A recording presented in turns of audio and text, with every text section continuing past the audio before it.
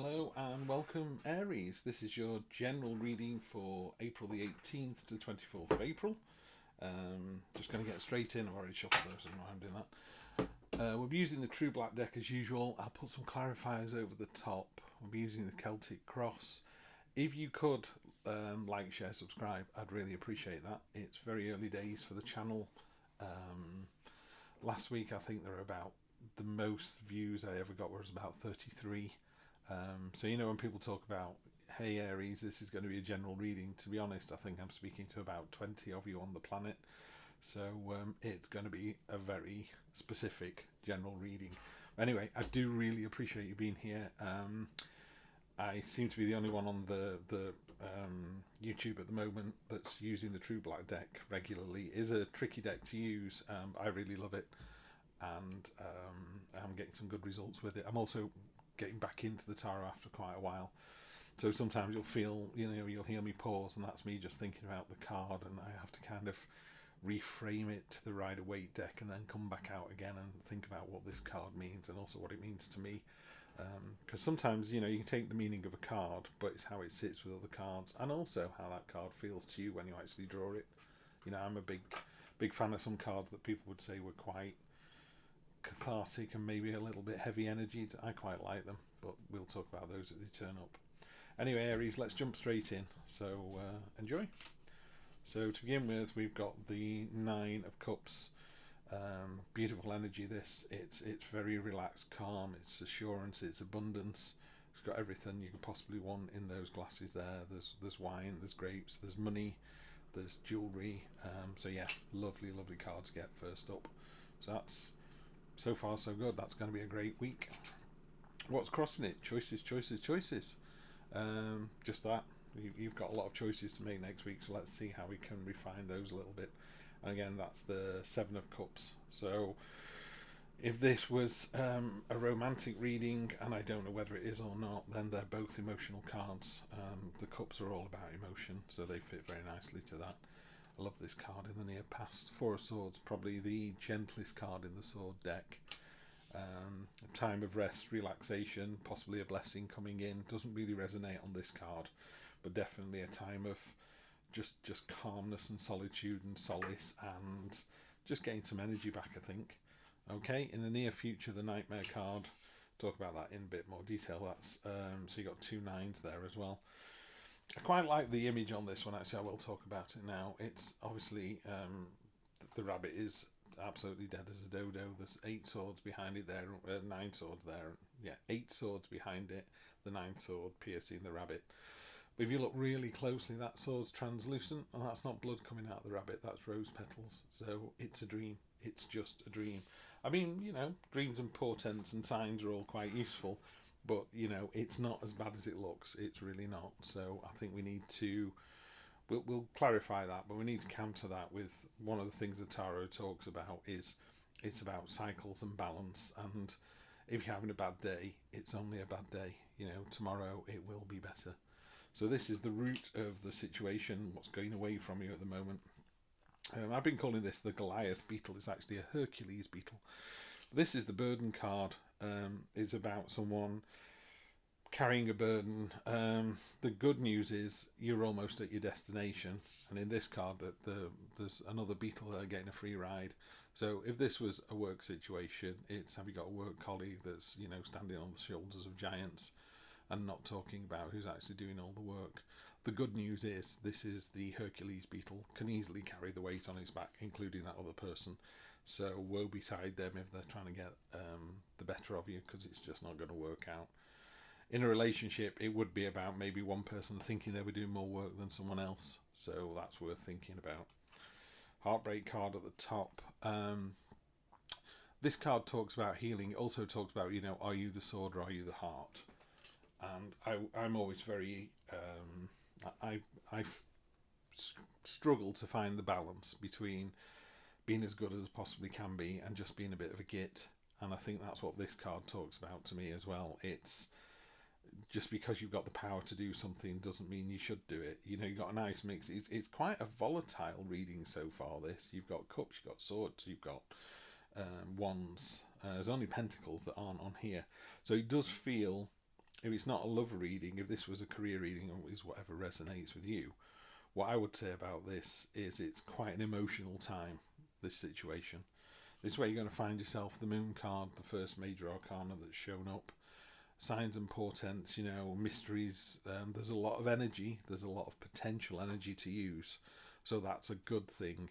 The one thing this does warn me, I'm not a big fan of the Moon card generally. But it is a very good indicator of, you know, if there's any gossip going on, just make sure it's true before you say anything. There's a big thing in the world at the moment about, you know, news and just trying to be first rather than trying to be right. It's like, no, just take a breath. Make sure what you're hearing is the truth. Get the backstory, you know, and then these swords can be negated a little bit, and we can go for this lovely sort of cup energy in here, and these choices, and the strength of this burden card that you've got. This is how other people see. So this is your internal influences. This is external. This is all about action and movement. This is the Three of Wands, and this is, as you can see, this gull is diving down, and it's targeting exactly what it wants. It's also leading by example. There's another 1, 2, 3, 4 gulls in the air following suit. So in a reading for work, this is about, you know, leading by example and being the better person, which is really nice to see. And in a relationship, it's about, you know, really going for what you want. What is it that you're trying to get out of the relationship, and just going for that. So that's a nice energy. Hopes and fears. We can stop the reading now, guys. You just got the Sun card.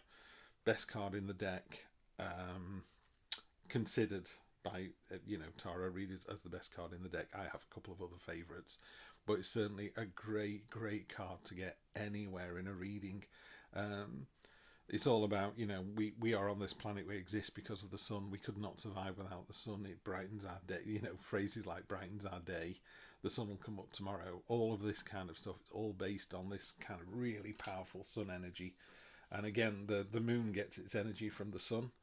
So you've got that lovely energy coming through there as well. So that's nice to see. So that's kind of lightened up. I think whatever question you've got here, guys, is resolved on the staff down here. And finally, we've got the outcome card.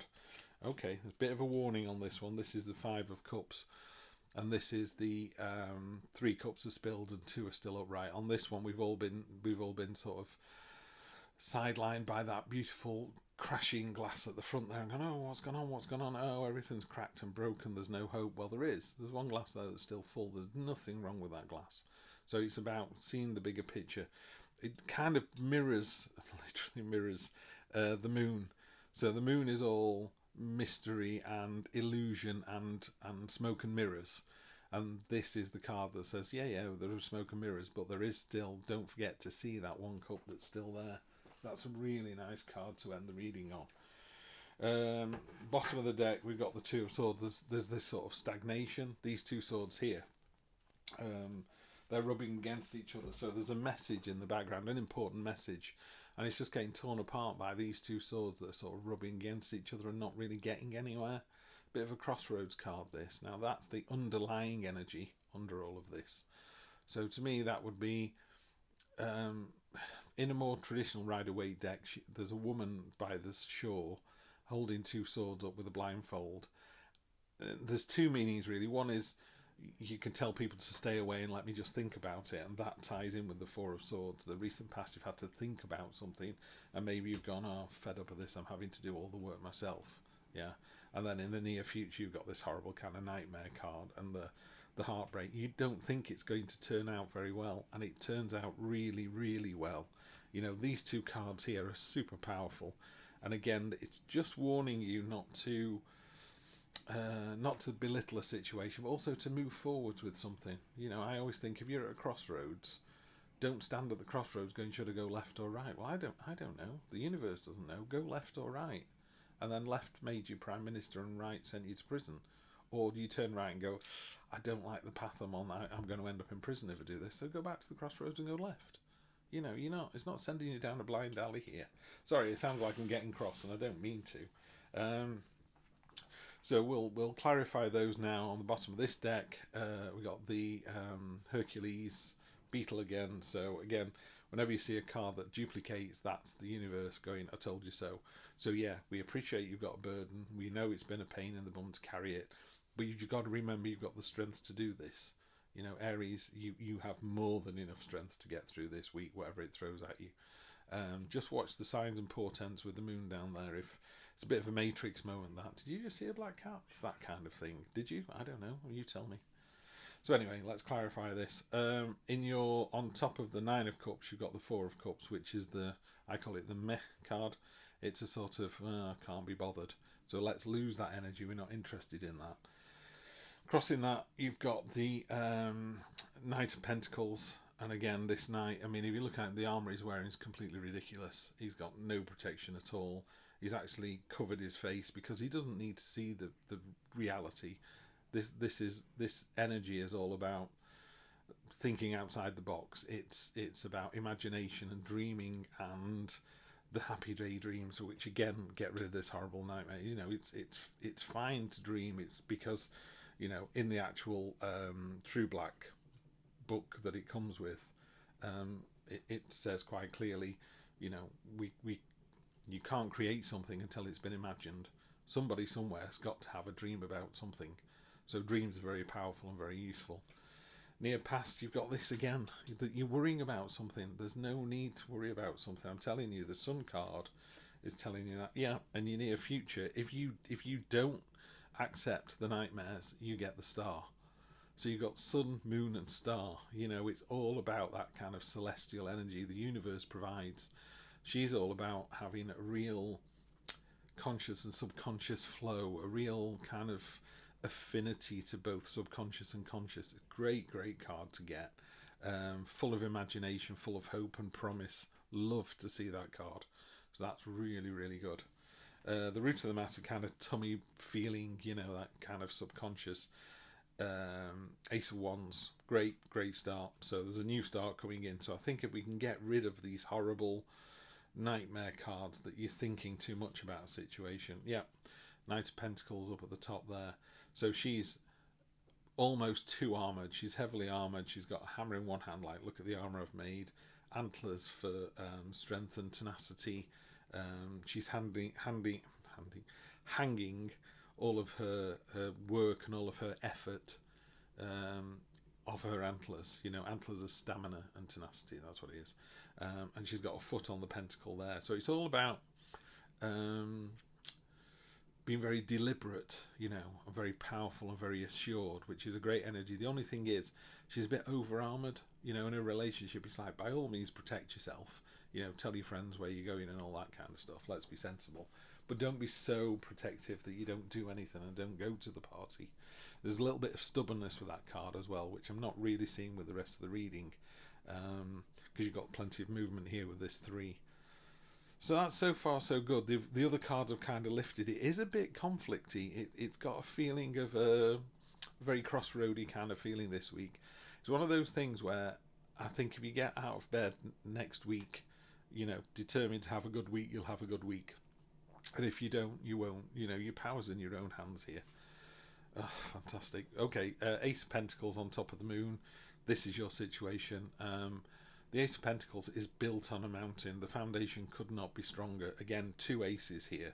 So you've got the aces, the sort of materialistic, is about money. You've got the Ace of Wands, you know, movement, action, decisiveness.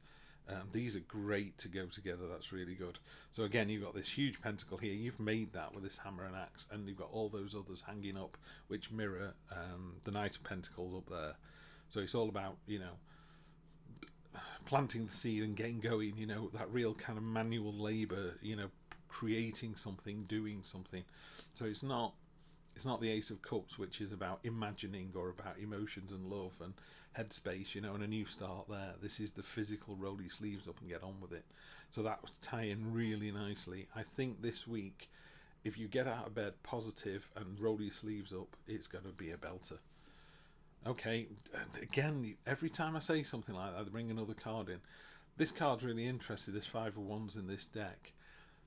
There's a sword in the centre, and it's actually chained to the other 4, and it's kind of sucking the life out of the other 4. So I think what you've got to do here is work out if you're the sword in the middle, draining the life out of either a relationship or a work situation, or it's draining you. So you need to decide which one you are. A bit like the the heart card up here, you know, are you the sword or the heart? And it's about healing that as well. This one, if it's in hopes and fears, it fits better, because I always think, are you this one or not? So the sword in the middle is having a great time. It's sucking all the energy, all the life out of someone else, and its garden, its viewpoint is great, but it's not long lasting. That, you know, if that is you, you need to rethink your ways. If that isn't you, you need to stand up against someone who is being that person.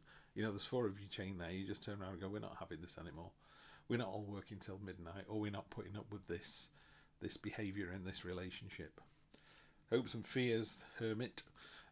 This is about, I mean, this is a lovely, lovely card. The guy's sort of turning around to look at you like, what are you doing here? And they've just gone off to think about it. It's a bit like the 4 of Swords. So on top of the Sun, you've got the Hermit, so 2 major arcana. So the Sun's bright, lovely, powerful energy. But there's just that little nugget where you're going, do you know what? I just want to step back and think about this a little bit. Yeah? No bad thing. It's all about gaining knowledge as well. So it's understanding a situation, and that should negate the Moon, because the Moon could be gossip and illusion, and maybe it's not quite true. The Hermit would go, well, let me go and find out about that. And because it's got the Sun underneath it that's burning through, I think that's going to be a really positive idea. So I would definitely find out the truth, find out the knowledge, get the information you need to do the job down here. A final outcome, and doubled up again with the 3. So you got the 3 of Wands, definitely a time of action, definitely a time of sort of targeting and being direct about what you want. So it's an interesting reading, this one. Bottom of the deck, Hercules Beetle again. So that's the burden card. So, you know, the bottom of that reading there. Let's pull that there for you. So what this is telling me is you've got a very interesting week next week. It's a bit of a seesaw week, but that's the seesaw is going to tip one way or the other, and you get to choose which way it tips. That's what I would say to this reading. You get to choose which way the seesaw tips next week. So you could be positive, which will get rid of the mystery, the illusion, the deceit of the Moon, yeah, and you'll end up with a positive start there. Your gut tells you you've got a positive start, yeah. A little bit using the imagination, I think, and also knowledge. So you've got to go away, you've got to retreat inside yourself, and you've got to find out this information to make sure it's all true and viable and legit. But don't be stagnant. You know, you've got a couple of stubborn cards here. You need to get rid of the stubbornness, and then you're in for a fantastic week. Have a great week. I will see you next Sunday, and please do like, share, subscribe, and let's see if we can't get more Arians to check this out as well. Thank you very much. Take care.